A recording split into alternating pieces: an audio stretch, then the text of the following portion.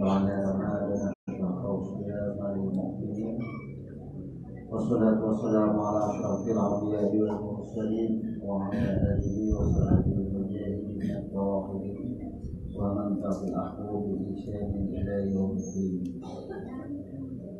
Jemaah qiyamul Ramadan, kita sudah selesai mengerjakan sholat tarawih malam yang ke-22, masuk kepada 10 malam terakhir. Namun pada kutub kali ini kita akan terus untuk mengingatkan atau kita akan memperkokoh amaliyah kita malam 10 yang terakhir. Pertama-tama kita sudah terlewat satu malam, dan untuk malam hari ini kita mengingatkan bahwasanya ada perubahan amaliyah untuk bacaan sujud dan ruku. Dari beberapa kitab, beberapa sumber hadis, ada banyak bacaan ruku dan sujud. Untuk itu perlunya kita mengkaji kapan, di mana, saat kapan kita menggunakan dari banyaknya bacaan ruku dan sujud. Seumpama dari salah satu hadis bahwa Rasulullah itu pernah membaca bacaan ruku dan sujud dengan bacaan Subhana Jil Jabarut wal Malakut wal Kibriyai wal Ajamah. Maka tentang bacaan ini perlu kita kaji kapan, saat, di mana harus kita membaca. Setelah kita kaji, ternyata ini ketika kita mengerjakan sholat tahajud. Jadi bedanya sholat tahajud, maka ruku dan sujudnya membaca Subhana Jil Jabarut wal Malakut wal Kibriyai. Kenapa kita harus membaca doa itu? Karena kita memasuki suatu amaliyah atau ibadah atau perjalanan. Karena sholat itu adalah cara kita kembali, cara kita berserah diri. Maka tahajud itu adalah sebutan dengan pengembalian apa yang tercipta daripada nurnya. Karena tahajud berakhir dengan huruf dal. Jadi tahajud patah hajat. Maka secara ilmu huruf, tahajud diawali dengan pengakuan. Ini namanya kan berserah diri. Apa yang kita akui ketika tahajud? Segala apa yang ada di wajah kita. Karena tahajud patah hajat. Jadi mungkin saja kita selama hidup menggunakan apa yang ada di kepala kita, baik mata kita, mulut kita, telinga, bahkan otak kita, tidak bisa memandang mana yang disebut, mana yang dikenal dengan wajah Allah, wajhuna. Makanya kita membaca bacaan ruku dan sujud Subhana Jil Jabarut wal Malakut wal Kibriyai. Kemudian pada malam hari ini, malam 10 terakhir, maka semua bacaan ruku dan sujud ketika memasuki maghrib hingga fajar subuh, maka kita membaca subuhun kudusun atau kudusun Rabbuna warabul malaikatu warruh. Kenapa harus membaca itu? Al-Quran sudah menerangkan dalam surah Al-Qadar bahwasanya di malam 10 terakhir diturunkannya para malaikat dan roh. Jadi yang turun malam 10 terakhir ini kada gampang-gampang. Kita ini sembahyang langsung dipantau malaikat yang menurunkan wahyu kepada Nabi langsung dipantau. Jadi sembahyang kita ini dalam pengawasan langsung malaikat, dikawal langsung. Setinggi-tingginya pas pamres kada kawal. Pas pamres hanya mengawal presiden, tapi kita ini dikawal langsung Jibril, langsung mengawal. Kita turun dari rumah sudah terpantau sampai kita berada di titik tempat iktikaf ini, hingga kita mengerjakan amal ibadah di tempat iktikaf, langsung malaikat langsung. Apalagi yang memantau kita? Sadarkah kita ketika memasuki malam 21 hingga malam terakhir ada banyak senyum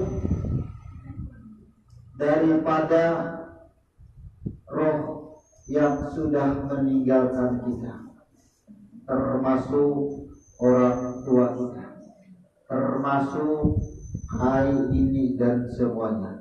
Jadi kita sudah membuat mereka tersenyum. Kadang-kadang ada suatu keluhan, ada suatu keresahan bagi diri kita. Ya Allah, aku belum sempat berbakti, aku belum sempat berbuat baik kepada kedua orang tua. Maka dengan cara kita mengerjakan iktikaf full 10 malam, inilah tanda bakti kita. Di dalam amaliyah kita mengucapkan istighfar, banyak zikir-zikiran, tidak hanya untuk kita, tapi untuk membebaskan para arwah, termasuk kedua orang tua kita, daripada api neraka. Dasarnya apa? Al-Quran lagi. Ada yang disebut dengan Lailatul Qadar, Lailah. Secara ilmu huruf, maka kata-kata Lailah ada huruf lam dahulu. Lam yang pertama ini bermakna adalah lam alam semesta. Setelah huruf lam ini ada huruf yang tersirat, yaitu huruf ya, Lailah. Maka ya ini adalah pemberitahuan yang ditujukan kepada siapa? Setelah huruf ya ada huruf lam lagi, Lailah. Maka lam yang kedua ini adalah kita yang seberataan ini, makhluk. Setelah kita yang dilambangkan dengan lam yang kedua tadi, maka di situ ada hak yang, tapi haknya bertitik dua, Lailatul, Lailah. Kenapa huruf H bertitik dua yang disebut dengan ta marbutah? Bahwasanya yang disebut dengan Lailah itu adalah proses dari alam semesta sampai seluruh makhluk, bahwa dalam pengampunannya, waktu ia bertaubat, waktu ia berserah diri, waktu ia membuat pengakuan, makanya tak marbutah bertitik dua, Lailah. Kalau bahasa tafsir ini diartikan malam Lailatul, malam ketentuan. Adakah malam, adakah siang? Tafsir mengartikan malam karena diartikan gelap. Tafsir mengartikan Lailatul, malam ketentuan. Kenapa? Karena asalnya lam yang kedua tadi, makhluk tadi itu gelap. Gelap itu apa? Terdinding, kada kelihatan. Makanya diartikan dengan malam ketentuan.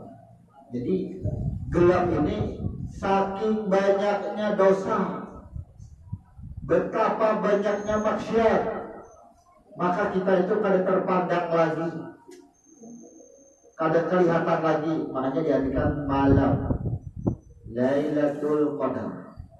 Kalau arti secara huruf, Lailah dengan arti adalah waktu proses, waktu yang diberikan, kesempatan yang diberikan bagi seluruh semesta sekalian alam beserta isinya harus kembali kepada tak marbutah. Apa yang disebut tak marbutah? Kalau hak haja itu sifatnya hayat yang berasal daripada hayu. Maka ketika hayat ada pada diri kita, itu yang hidup. Oh, sadar-sadar pulang di pulang. Siapa yang hidup, pulihkan ke asal, itu maksudnya. Bukankah roh yang aku tiupkan, yang disebut huruf H, yang hayat pada dirimu, sudah membuat pengakuan? Makanya langsung titik 2. Roh yang aku hembuskan, roh yang aku tiupkan, yang disebut hayat, sudah ia bertaubat, sudah membuat pengakuan la ilaha. Setelah kalimat la ilaha ada yang disebut dengan qadar. Ada 3 huruf.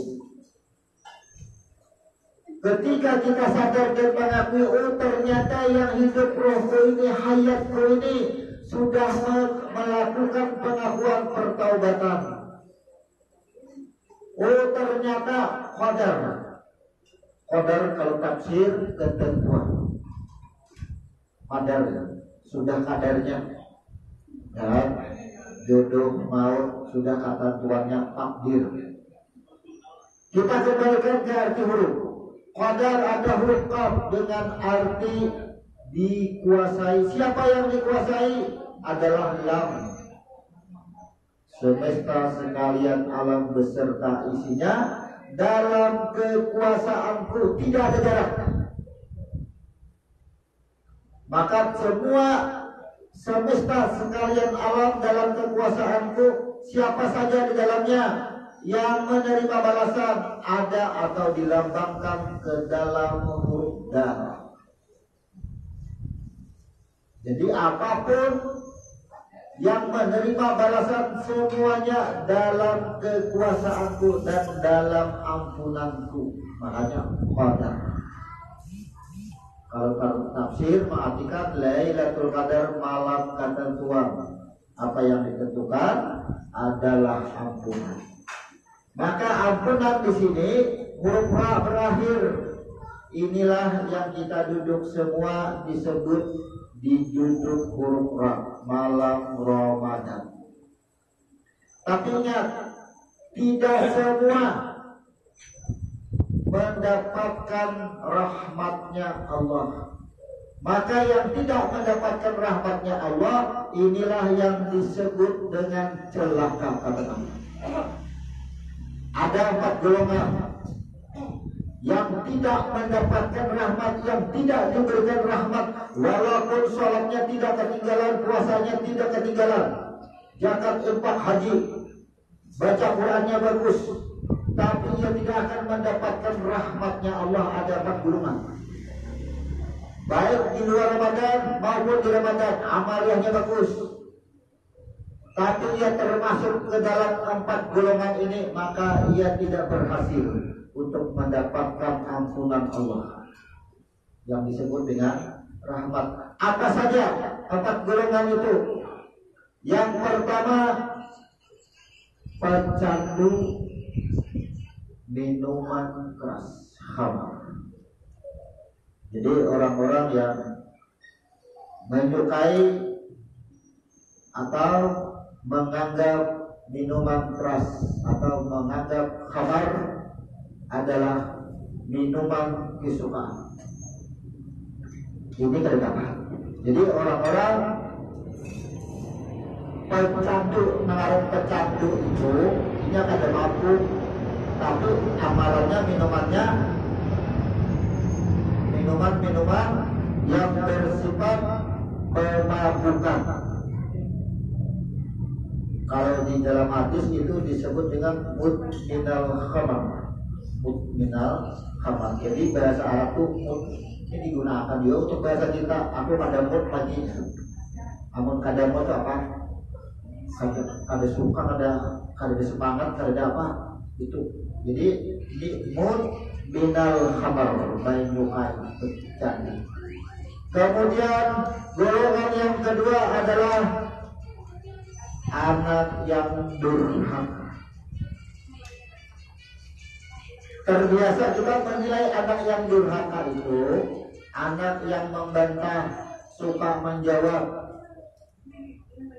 secara jahil. Bila dimudahi melawan, menjawab durhaka. Dipadahi kada menurut durhaka. Kalau dalam Al-Quran siapa saja anak yang durhaka? Anak yang tidak mendoakan kedua orang tuanya. Kalau masalah anak, menjawab masalah anak ada menurut itu sifat. Tapi kalau bahasa Al-Quran, tergolong anak yang durhaka ini adalah anak yang tidak mendoakan kedua orang tua. Makanya seorang anak yang tidak mendoakan kedua orang tuanya, maka terputuslah rezekinya. Maka rezeki di sini jangan diartikan dengan materi berupa duit. Nah, jangan ada mau doakan kuitan, paling berusaha, paling tadi paduitan, asumsi rezeki kepada duit. Maka kembalikan arti rezeki ini kepada kalimat asal. Rezeki asal katanya rizkun, artinya yang maha mengatur. Barang siapa yang tidak mendoakan kedua orang tuanya, lapas jatuhan dari aturan tua, aku ada mengatur, silahkan aja bagaimana pakai apa aja lagi. Jangan bahasa kita, ditakan itu sudah. Apakah lagi digawe? Apakah diucapnya? Lapas. Kalau di dalam bahasa agama apalagi disebut dengan istidrak. Apa aja yang digawinya biar aja jatuhan sudah. Aku ada mau urusi lagi.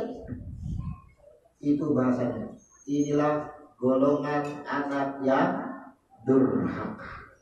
Jadi kada dapat rahmat. Baik haji kah? Apa aja apanya, kada akan bisa mendapatkan rahmat. Baik kata, kada akan bisa mendapatkan rahmat. Yang kedua, apa yang ketiga? Memutus silaturahmi. Memutus silaturahmi ini bersifat umum kepada siapapun. Lawan siapa aja. Merasa tersinggung, sudah, ambil kita berkawan. Ada lagi kita berkawan. Bagi pak berhul pada merawat lagi, pada menanggur lagi. Memutus silaturahmi. Jadi hal-hal seperti ini sering terjadi. Mulir menegur, mulir tak boleh, memutus silaturahmi. Buat apa Allahu Akbar? Buat apa kita berdoa Allahumma firli, Allahumma firli? Sedangkan saat ia berdoa, ia sedang berada dalam kegelapan. Lailah prosesnya itu dia berada di situ. Maka apa? Tidak akan mendapatkan rahmatku. Kemudian golongan yang terakhir al-safi, yang menyimpan dendam. Banyak yang menyimpan dendam. Tasinggung sedikit, ayo pak, awas. Oh ya ini aku ada kawal lagi melawani. Ada bedaya pak aku. Awas sampai ini. Selama ia menyimpan dendam, ia kerjakan sholat, kerjakan puasa, haji, semua ia kerjakan amal ibadah, maka tidak akan menyampaikan kepada rahmat Allah selama ia menyimpan dendam. Banyak yang menyimpan dendam, tersinggung dengan siapapun menyimpan dendam, karena yang di sini bunyinya dendam. Orang yang menyimpan dendam ada keakuan. Semua amal ibadahnya karena ada keakuan menjadi sia-sia. Maka perhatikan yang 4 golongan ini. Apakah kita ada termasuk daripada 4 golongan? Segera bertobat. Mumpung belum habis malam 10 terakhir. Jadi kita duduk di sini mengerjakan iktikaf. Kita itu kadang mencari tanda Lailatul Qadar. Kalau kita mencari Lailatul Qadar, boleh jadi turunnya di lain tempat. Tanda Lailatul Qadar itu tidak bisa ditentukan tempatnya. Orang yang mendapatkan atau menemukan tanda Lailatul Qadar belum tentu ia mendapat Lailatul Qadar. Kan tandanya hanya dapat, belum tentu. Sedangkan Lailatul Qadar itu adalah min alfi syahrinnya. Kita mengerjakan ibadah di malam ketentuan itu, di malam qadar itu, maka 83 tahun, 4 bulan ketika kita mengerjakan maghrib ditulis maghrib selama itu. Ketika mengerjakan isya ditulis isya selama itu. Mengerjakan tarawih ditulis selama itu. Kita mengucap istighfar, astagfirullah, kita tertulis istighfar kita itu selama 83 tahun 4 bulan ditulis sepanjang waktu. Makanya Ramadan 10 malam terakhir ada yang disebut dengan malam ketentuan ini, itu sama dengan merepres, menghapus semua. Apa yang dihapus? Bukankah Lailah alam semesta itu dihapus, dibulikakan asal, dirujuk. Mana asalnya alam semesta? Oh, daripada nur dibulikakan asal. Oh, apa aja yang ada di alam semesta? Ada makhluk lam apa? Bulikakan pulang ke asal, bulikakan harum ke asal. Maka bagi siapa pulang di pulang sebelum alam semesta jadi, nasibnya sudah Allah tentukan, kadarnya itu sudah Allah tentukan, Allah tulis, disimpan di lauh mahfuz. Apakah hidupnya ini berakhir kepada surga? Apakah hidupnya ini berakhir kepada neraka? Maka di Ramadan inilah, karena kita ini tidak tahu apakah nama kita itu tercantum di pintu neraka atau di pintu surga. Maka Ramadan inilah, di malam Lailatul Qadar ini kita i'tikaf. Maka doanya, Allahumma atiqni minan nari wa akhirni jannata bi rahmatika ya arhamar rahimin. Ya Allah, bebaskan aku dari api neraka. Maka kita telah menghapus nama kita dari pintu neraka. Jadi makanya tidak akan berubah nasib suatu kaum kalau pada dirinya yang berubah. Inilah buktinya malam Lailatul Qadar. Ternyata ketika diri kita kembali, roh kita kembali, rohlah yang merubah catatan itu. Inilah tujuan kita beritikaf. Orang yang baik pada yang asalnya suci kembali suci. Kayak apa caranya? Ketika ia beribadah di malam itu, ia tercatat mengamalkan 83 tahun, 4 bulan, lebih baik lagi pada itu. 83 tahun 4 bulan itu hitungan kita. Maka kalimat min al-Qusri lebih baik daripada 83 tahun 4 bulan. Lebih baik. Seandainya anggap aja kita sebulan ke belakang, sebelumnya tadi kita mundurkan sebulan sebelum Ramadan, disebut bulan Sya'ban. Anggap aja sebulan kita kada sembahyang maghrib, habis wahdi maghrib 30 hari. Ketika kita di malam Lailatul Qadar ini kita kerjakan maghrib, maka yang bolong-bolong tadi tak isi semua terjadi lagi kosong, tercatat maghribnya itu 83 tahun 4 bulan ada hanya 3 kali. Kenapa diisi lagi itu? Karena ada ancaman satu waktu salat yang tidak kita tinggalkan 70 tahun sanksinya. Amun sehari 5 waktu, kali 5 waktunya kada kita gawi, kali 70 350 tahun sanksinya. Allah sudah menyatakan rahmatku itu lebih luas. Sebesar apa aja dosanya, kesalahannya, rahmatku lebih luas. Tapi bila ia meminta rahmatku, ujar Tuhan, harus keluar dari 4 golongan. Amun merasa durhaka lawan kuitan, sudah bertaubat.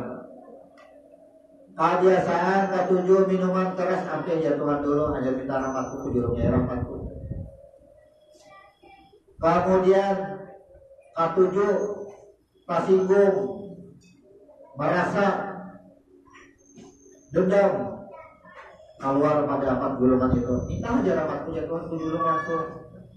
Jangan meminta rahmatku ketika kita berada di 4 golongan itu. Maka orang yang meminta rahmat di saat berada di 4 golongan itu kadang akan mendapatkan rahmat. Apa dalam arti rahmat? Rahmat ada 3 huruf yang kelihatan, ada huruf ra, mim dan fa marbutah lagi kembali. Ra pengampunan, pengampunan kepada siapa? Ada huruf mim. Mim itu jiwa. Kalau ada pada diri kita, ya otak kita. Ini nang maulah salah. Jiwa kita ini nang maulah salah. Raga kita ini, tangan, kaki, semua itu otak kita. Jasad kita ini tidak akan bisa berbuat apa-apa, namun otak itu kada berfungsi. Otak itu adalah jiwa kita. Otak nang maulah salah. Makanya rahmat itu ada huruf mim, ada huruf dal, lain huruf ta dia berakhir, ada huruf mim di tengah. Jadi pengampunan itu diberikan kepada roh yang asal, kepada jiwa. Bila jiwa ini dibersihkan, diberikan pengampunan, jasad tak upat dua. Maka bila sudah jasad huruf mim tadi sudah diberikan pengampunan, barulah berakhir dengan huruf H yang bertitik 2 disebut dengan ta'mar buta. Oh, kembali pulang kepada roh yang sudah disucikan lagi, rahmat atau rahmahnya. Bilanya dibaca rahmat tak titik 2-nya hilang jadi huruf H, rahmah. H-nya bertitik 2, rahmat. Jadi huruf itu, huruf Al-Quran itu berjumlah 1.250.000.000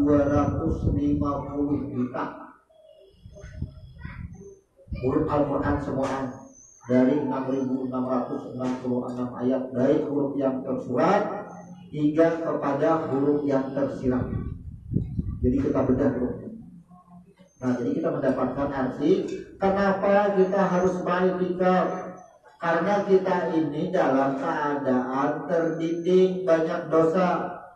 Kenapa harus beranggapan kita di banyak dosa? Sudah diperingatkan, sudah ada teguran. Fala tazzaku anfusakum. Ujar Tuhan, jangan merasa bujurlah diri.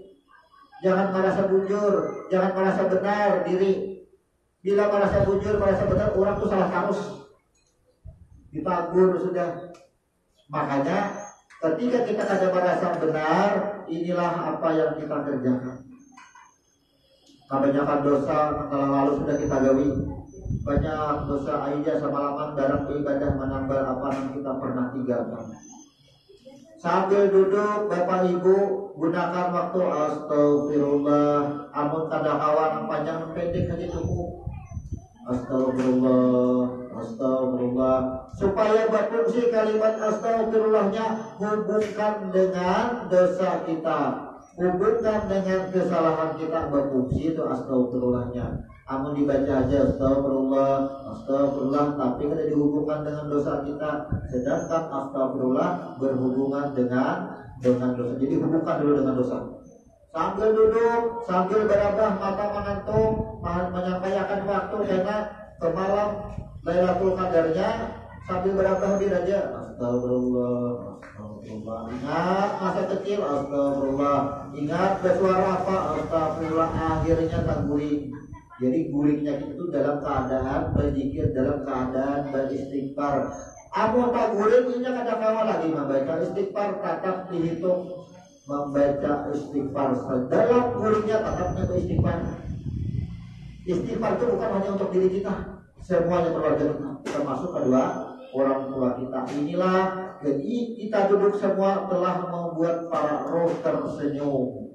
Sadarlah kita, seandainya mata batin kita ini dibuka semuanya, cangangi ke muka, ke belakang, ke bawah, ke kiri, ke kanan, ke atas, ada yang mengawasi kita, malaikat dan roh.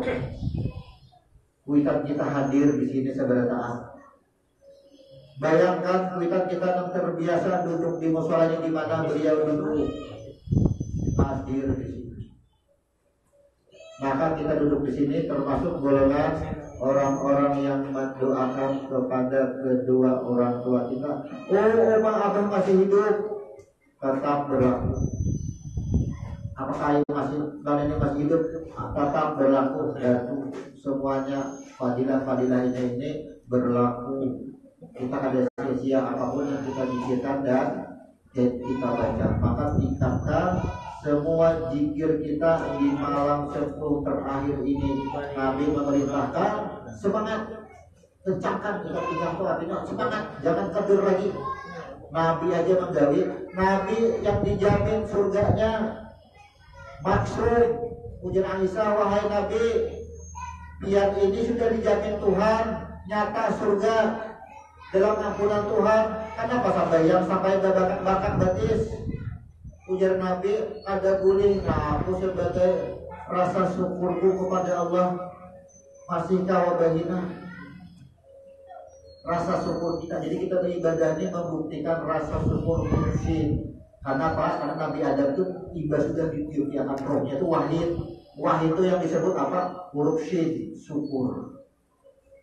Makanya orang wahid itu ya syukur, alhamdulillah. Ada kalimat yang lain lagi, ya Allah. Kalimat syukur. Jadi kita beribadah ini kalimat syukur, masih bernapas, masih tawa, keluar masuk napas, itu maksudnya.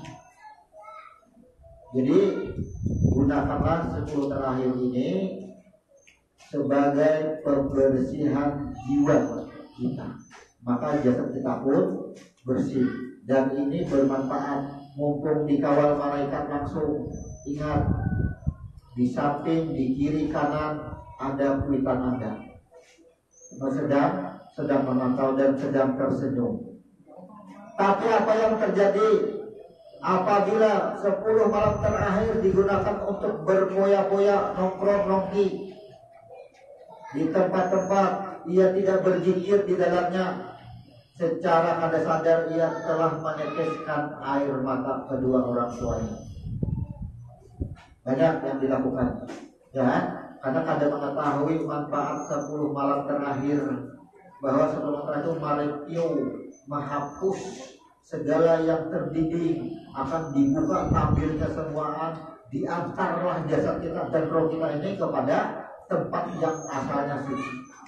Itulah keberuntungan kita yang bisa melaksanakan i'tikaf.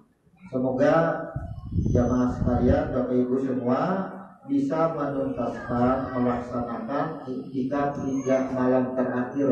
Kalaupun nanti ibu ada yang haid, ada yang berhalangan, kadang awal beritikaf, tetap ia dinilai atau dianggap beritikaf oleh Tuhan. Karena apa?